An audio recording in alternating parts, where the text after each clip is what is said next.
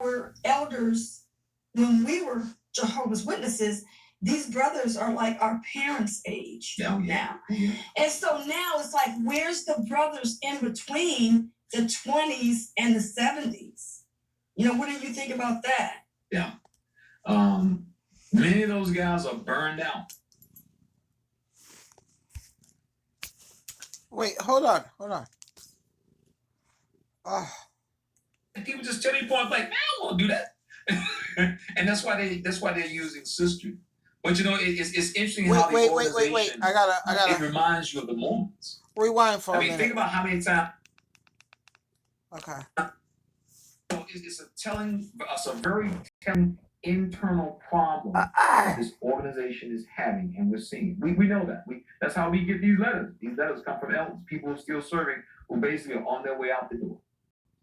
Yeah, it's interesting that you're saying that, because when I think about the brothers that were elders when we were Jehovah's Witnesses, these brothers are like our parents' age now. Mm-hmm. And so now it's like, where's the brothers in between the 20s and the 70s? What do you think about that? Yeah. Many of those guys are burned out, worn out. And that's what a lot of the younger males in the organization are looking at. They're looking at like, I don't want to do that. I mean, I've had people just tell me points like, I don't want to do that. And that's why they're using sisters.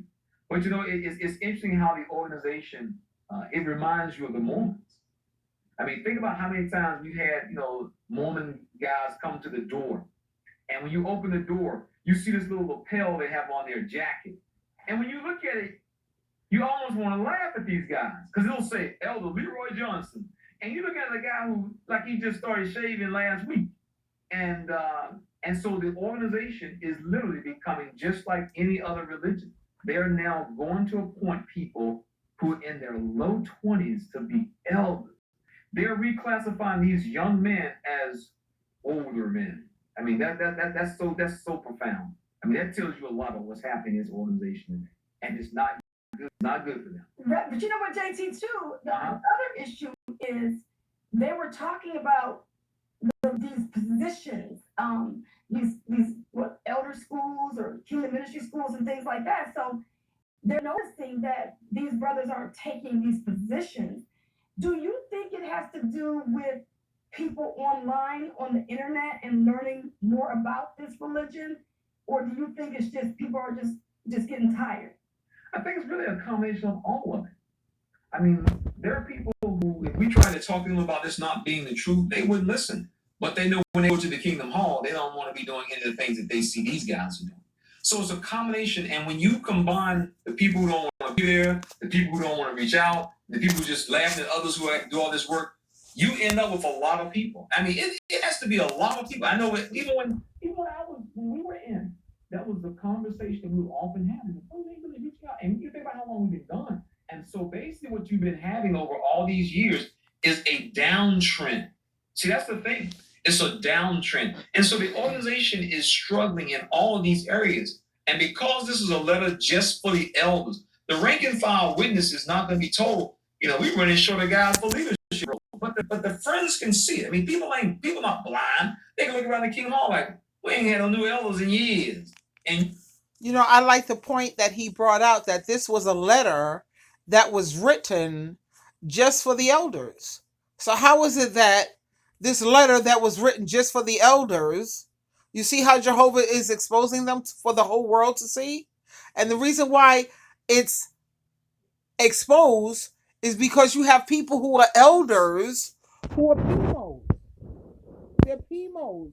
And they're giving everyone all of this information on the outside. Just like that book, Shepherding the Flock. Nobody is supposed to have access to that book except for the elders. But check out how Jehovah God and Jesus Christ is exposing them. That Shepherd the Flock, you can download it on a PDF. We all have access to that book.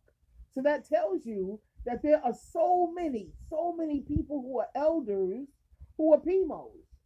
People who are ministerial servants, people who are missionaries and pioneers and Bethelites. They're on the down low. They're on the down low because they're giving all of us people who are ex-Jehovah's Witnesses in the community. They're attending our online Bible study groups. They're attending our online Bible study groups, and they're giving us the skinny and the tea. They're spilling the tea about what's going on in the organization. So they're always going to be exposed. We're always going to see what's really going on, even though they want to hide it. That Shepherding the Flock book, they got a bunch of rules on different ways on how to throw people out, how to shun your family. God says to honor your parents. They said dishonor your parents. God says to show, you can tell my true disciples by the love that they have among each other. And that's talking about all Christians. How do Jehovah's Witnesses treat other Christians? They do to they're worldly. Don't hang out with them. But how do you teach me that when they're Christians? They believe in Jesus Christ. They follow Jesus Christ's teaching. How are you going to tell me to treat them like they're nothing? You know how they could teach that? Because, like the Bible says, you could tell my true disciples by the love. And if they don't have that love, honey, they're not Jesus Christ's true disciples. There are those, like the Bible says, Jehovah is going to allow the wheat and the weeds to grow together. He's going to let them grow together. And then in the end, he's going to pluck out the weeds and he's going to cast them into the barn and for them to be burned. Jehovah's Witnesses are definitely the weeds. They're not wheat, they're weeds. All they know how to do is come into your home and destroy it and allow you to watch your children die and watch your family members be raped with no repercussions. That's what Jehovah's Witnesses do. They don't come to bring love. They're like Satan the devil, a wolf in sheep's clothing. That's what they are. And anyone with all the information that we have out here today, and anyone who could still be a part of that organization, then their heart is so corrupt and so poisoned and so hardened, just like the Jehovah hardened the heart of when Pharaoh didn't want to let the Israelites go. Jehovah could have let his heart be softened. No, Jehovah let his heart be hardened. Harden that heart. And just keeping these Jehovah's Witnesses who are still in this organization, he's keeping their heart hardened. You want to hurt people. You want to destroy families. You love seeing people disfellowshipped. That's the part that you love the most. Like my daughter, she loves that part. You have a lot of males who sit around like, I'm going home after the meeting. I'll see y'all tomorrow. And that is what we're seeing today. There is no enthusiasm in this organization today. Do you think that appointing these men as young as they're looking at is going to give them incentive to want them to, get involved more? It's going to play out that way for some. I mean, for some people who've been looking for a position, wanting a position, this is going to be the greatest thing since sliced bread. Yep. So we're going to probably... That's exactly what I say about my son-in-law. He loves this because it gives him a title. It gives him a position that don't mean nothing to people in the real world, because in the real world, he can't measure up. So he's going to hang with this Jehovah's Witness thing. Oh, look, I got a title. Look, I'm a somebody. Hey, hi, people, I'm a somebody. Anyway, it's 12 o'clock, as you see. I have my Christian meeting online church.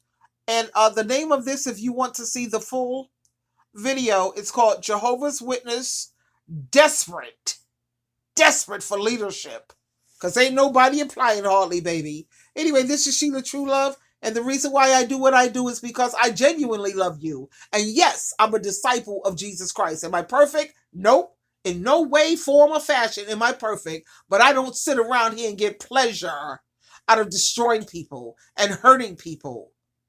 Sheila True Love, until next time, bye for now.